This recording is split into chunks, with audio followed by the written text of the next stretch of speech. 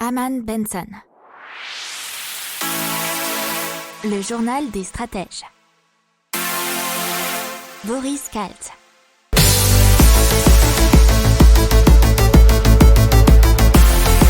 Bonjour à tous et bienvenue dans le journal des stratèges pour une revue de l'actualité éco, tech et impact du jour.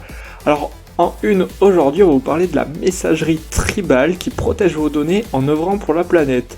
Dans l'écho de Engie qui investit vers des nouvelles solutions énergétiques et renouvelables. Dans la tech de X-Wing qui enlève le pilote dans l'avion. Ensuite de Midi-Pile Mobility. De la France qui va se doter d'un cloud fortifié. Et dans l'impact, le tourisme nouvelle génération, voyager en étant éco-responsable. Vous écoutez le journal des stratèges numéro 110 et ça commence maintenant. Allez, on vous parle de la messagerie Tribal. Elle est disponible en France depuis quelques jours sur iOS et Android. Elle est portée par la société rennaise Dolmen et elle présente une alternative européenne aux géants du numérique. Alors Tribal, ils ont plusieurs motos, notamment chiffrer de bout en bout les messages, à la fois le contenu, mais aussi les métadonnées. Ils s'engagent même à supprimer automatiquement tous les messages au bout de 7 jours. Ils sont associés à l'association Planète Urgence, mais aussi à l'entreprise Ecotree, qui œuvrent tous les deux à la préservation des forêts à travers le monde. Oui, puisqu'il y a plus que la vie privée, ils ont aussi une vision éco-responsable de leur travail. Alors l'application sera gratuite pour le grand public, mais payante pour les professionnels, et Tribal s'engage à convertir les messages numériques de ses utilisateurs en arbres plantés. On passe à Engie qui nous a dévoilé sa nouvelle stratégie, et ils vont mettre l'accent sur la croissance des solutions énergétiques et des renouvelables, et ils comptent investir massivement dedans. Ils veulent ainsi passer d'une croissance annuelle moyenne dans les renouvelables de 3 gigawatts actuellement à 4 gigawatts entre 2022 et 2025, puis 6 gigawatts entre 2026 et 2030. Ils devraient ainsi disposer d'une capacité totale installée de 50 gigawatts en 2025 et 80 gigawatts en 2030, contre 31 gigawatts détenus à 100% aujourd'hui. Alors, ils annoncent aussi s'engager sur un objectif net zéro carbone à l'horizon 2045, en prenant aussi compte les effets indirects de leur activité. Et donc on passe à la société X-Wing qui a réussi l'exploit de réaliser le premier vol sans intervention humaine, que ce soit du roulage jusqu'au retour au hangar.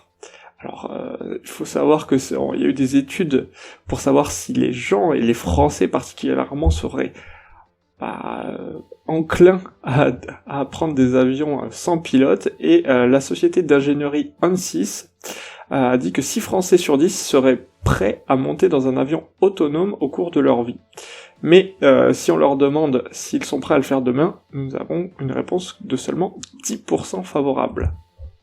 Et on parle d'une innovation en termes de mobilité, ça s'appelle Midi-Pile Mobility, qui est un véhicule inspiré à la fois du vélo électrique et de la voiture urbaine. Ils ont avec des larges roues de vélo, des pédales, 2 sièges, mais aussi des panneaux photovoltaïques, puisqu'il peut être alimenté par l'énergie solaire. Il ne pèsera pas plus de 100 kg, il pourra atteindre apparemment 45 km/h en moins de 3 secondes. C'est ainsi pour avoir les mêmes temps de trajet en voiture, en ville, et il aura une autonomie d'au moins 170 km. Il sera fait de matière de thermoplastique ou encore fibres de lin qui seront recyclables et écologiques.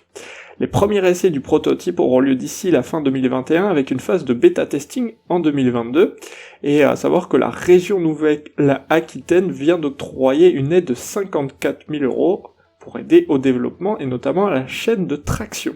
On parle maintenant du cloud et du cloud français sécurisé, puisque la France proposera bientôt un cloud de confiance. Les premiers serveurs souverains dûment labellisés par l'Agence de la sécurité des systèmes informatiques seront disponibles dans les mois à venir, et les administrations devront obligatoirement y recourir. Les serveurs devront être implantés en France et exploités par des entreprises européennes, a précisé Bruno Le Maire, le ministre de l'économie, bien évidemment. Mais pour disposer de la meilleure technologie mondiale, celle-ci pourra être fournie sous licence par les leaders américains, comme pour le nucléaire dans les années 60. Alors on vous parle de tourisme éco-responsable pour préparer vos futures vacances d'été. Alors on a plusieurs sociétés qui se sont lancées là-dedans en France notamment et en Europe, avec Va au Vert, WeGo Green Air, GreenGo et Fairbnb. Alors on va vous expliquer. Va au Vert, c'est cette plateforme d'hébergement mais en relation des voyageurs soucieux de leur empreinte environnementale et des hôtes éco-responsables. Chaque logement est noté de 1 à 3 selon son niveau d'éco-responsabilité. Ils ont pour l'instant 1200 logements, ils sont en pleine croissance, plus 20% d'activité en 2020, et cela malgré les confinements. Et pour encourager le tourisme de proximité, le périmètre de l'offre est limité à la France métropolitaine. Pour WeGo Green Air, c'est une ambition similaire avec un tourisme vert et local, dit authentique et responsable, avec une grille d'évaluation maison qui s'appelle le Green Score. Ils ont 1100 hébergements dits éco-responsables. Alors ils ont doublé leur offre ils vont la doubler d'ici la fin mai 2021, et les demandes de réservation ont été multipliées par 6 depuis les dernières annonces gouvernementales. Le périmètre c'est le même, puisque c'est aussi la France.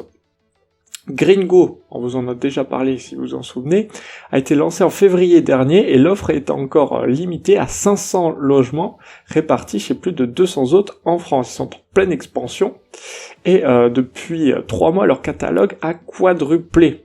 Le fonctionnement est similaire, les hôtes et les hébergements sont évalués par un score environnemental. Ils ont un label qui s'appelle AFAIRE, pour l'authenticité, français équitable et responsable. Le dernier c'est Fairbnb, donc vous comprenez le jeu de mots, c'est une coopérative détenue et gérée par ses membres. C'est la chambre d'hôtes à juste prix et sans actionnaire. La plateforme propose des offres de location à Venise, Amsterdam, Barcelone, Valence, Gênes et Bologne. Il privilégie les hôtes qui ne proposent qu'une seule propriété sur le marché du tourisme, pour que celui-ci soit plus durable. Alors le site prend une commission de 15% sur le tarif brut de la location, mais n'en garde que 50%. L'autre moitié est investie dans des projets communautaires locaux. N'oubliez pas de vous abonner au podcast, mais pourquoi pas aussi à notre newsletter La Lettre des Stratèges qui est gratuite, vous en trouverez dans les infos de l'émission, mais aussi sur notre site internet Aman & Benson Stratégie, rubrique média La Lettre des Stratèges. Voilà, c'est tout pour aujourd'hui, je vous souhaite une excellente journée et je vous dis à demain pour plus d'infos. Ciao.